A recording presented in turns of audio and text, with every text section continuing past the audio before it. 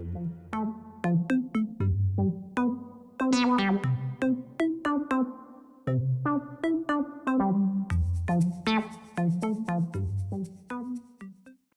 am Paul Allen. I was born in Allen, Collin County, Texas, on September the 11th, 1946.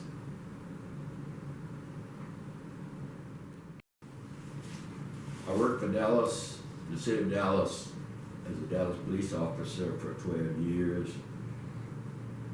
Part of that 12 years, I worked as a community police officer in community service where I worked directly with street gangs, youth, juvenile delinquents, and try to put them on the straight and narrow, try to get them out of criminal activity. A little history on the Buffalo Soldiers. We really have to back up from 1866 back to the Civil War to really understand the Buffalo Soldiers. Most of these soldiers in the earlier days were ex-Civil War soldiers. Not all of them, the ones that were in the cavalry, for instance, even saw a horse, but they did learn to soldier in the war between the states, which we call the Civil War. These soldiers learned to soldier in the Civil War, and as a matter of fact, one of the reasons why black people were able to leave the plantations and leave slavery was because of these soldiers. If you follow the history trail of these soldiers that fought in the Civil War up until and during the Buffalo Soldier expeditions, you will learn the history of the Civil War, and you also learn the history of the soldiers. You also learn the history of the black people, African American people who were able to escape. So the 9th Cavalry came from New Orleans, Louisiana, through the Gulf. And the largest city that they landed in was in San Antonio.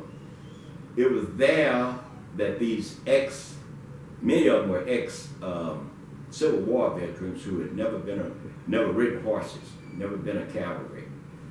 But the Mexicans in that area taught them horsemanship before they moved further in the mainland of Texas. And at one point, they were the border patrol.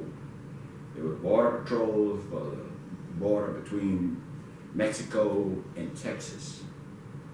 And then they moved on up into the desert and explored different areas of Texas for ranching and farming. And not too long after they were there, they were followed by settlers, families who came and started farms and ranches. Benjamin O. Davis Sr. was 4th graduate of West Point. He was also in the military for over 40 years. He also had a son, Junior, Benjamin O. Davis Jr., who became famous in the military. Oh, and by the way, Benjamin O. Davis Sr. was the first German in the military, the United States military. And his son was also became a leader of the Tuskegee Airmen, who actually helped save the Tuskegee Airmen project during World War II.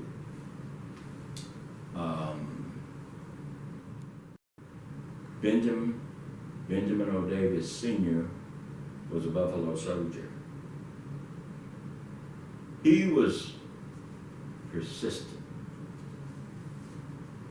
The first test he took for the inner West Point, he flunked it. But he was persistent about passing the test. And eventually he passed the test and became a fourth graduate of West Point. Reasons why blacks have freedom in America today. In the Emancipation Proclamation and in the 13th Amendment, there's a clause in it that talks about the freedom of the African Americans. And in there, Abraham Lincoln inserted that able-bodied men should serve in the military. And after they served, when they wrote the 13th Amendment, it said that the black men that served in the military should become citizens, their families should become citizens, and they should be able to vote, should have suffrage. And it was because they served in the military that we have the freedoms that we have today.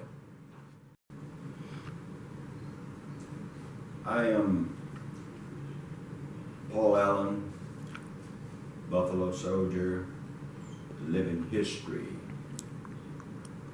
We try to preserve and talk about and teach the history of the Buffalo Soldiers from a historical, from a sociological, from an economical point of view, to teach the public, and particularly the youth, about the the persistence of the Buffalo Soldiers. I was a soldier in the Vietnam War. I was in Vietnam between 1968 and 1969, and I was a member of the 4th Infantry, 1st Division.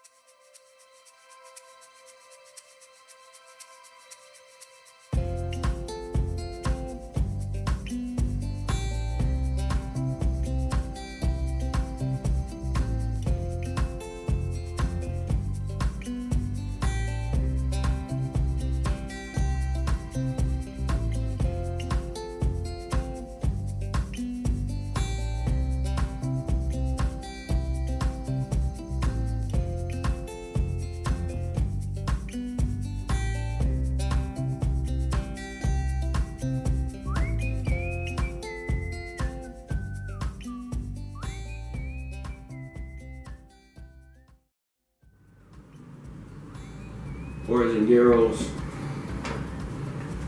persistence.